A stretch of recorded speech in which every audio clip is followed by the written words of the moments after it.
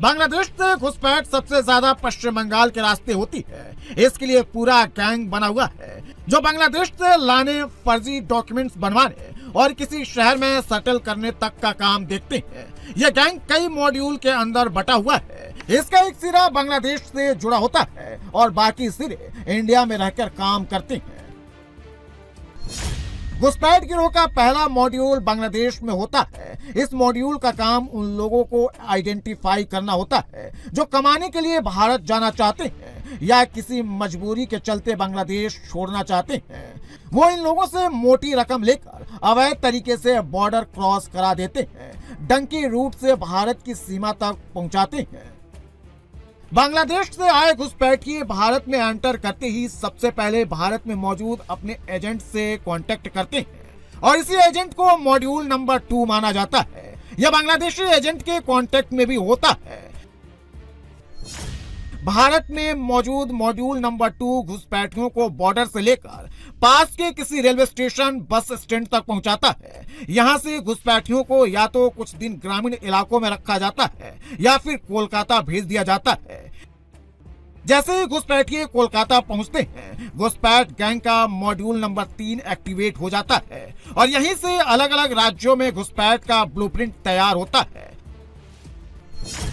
कोलकाता में मौजूद module number 3 घुसपैठ को दिल्ली, यूपी, महाराष्ट्र, राजस्थान, गुजरात की ट्रेन में बैठा देता है। घुसपैठिए अलग अलग ट्रेन के जरिए अलग अलग स्टेट में पहुंच जाते हैं। अलग अलग राज्य में पहुंचते ही घुसपैठियों की मीटिंग आखिरी एजेंट से होती है। ये एजेंट ही घुसपैठ में सबसे की रोल अदा करते हैं। मॉड्यूल नंबर 4 आखिरी पड़ाव पर पहुंचे घुसपैठिए के रहने का इंतजाम करता है। किसी झुग्गी झोपड़ी या कच्ची बस्ती में सेफ जगह दिलाता है। कूड़ा बिन्ना, चौकीदारी, ईंट भट्टा, मजदूरी जैसे छोटे मोटे काम दिलाता है। शुरुआत में सारे घुसपैठिए छोटे मोटे काम करते हैं, लेकिन कुछ दिन बाद ही इनके फर्जी दस्तावेज तैयार कर दिए जाते हैं। कुछ पैसे लेकर फर्जी आधार कार्ड, वोटर आईडी कार्ड बना दिया जाता है, बैंक अकाउंट खोल दिया जाता है और ये लोग आम भारतीय की तरह रहने लगते हैं। अब इनका आधार चेक करिए, आधार इनके बने हैं वो आधार नकली है या असली है, ये चेक करना बहुत जरूरी है। ये बहुत जरूरी है।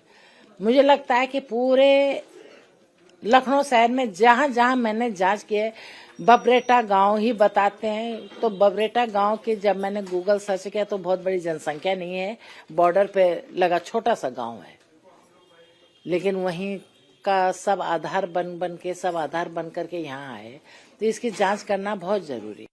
सवाल है कि बॉर्डर की सिक्योरिटी के लिए बीएसएफ तैनात है, चप्पे चप्पे की निगरानी होती है, फिर भी घुसपैठी आखिर भारत में कैसे दाखिल हो जाते हैं, यूपी तक कैसे पहुंच जाते हैं, बंगाल के रास्ते पूरे देश में कैसे फैल जाते हैं, ये भी जान लीजिए।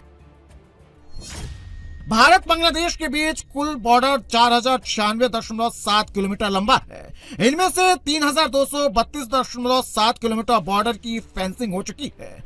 पश्चिम बंगाल में 2216.7 किलोमीटर बॉर्डर पर 1647.7 किलोमीटर की फेंसिंग हो चुकी है। असम में 267.5 किलोमीटर लंबे बॉर्डर पर 201.5 किलोमीटर तक तारबंदी हो चुकी है। त्रिपुरा में 256 किलोमीटर लंबे बॉर्डर की पूरी फेंसिंग हो चुकी है। ये इलाका पूरी तरह से सेफ हो चुका है। मेघालय में 443 किलोमीटर लंबे बॉर्डर में से 367 किलोमीटर इलाके में तार लग चुके हैं।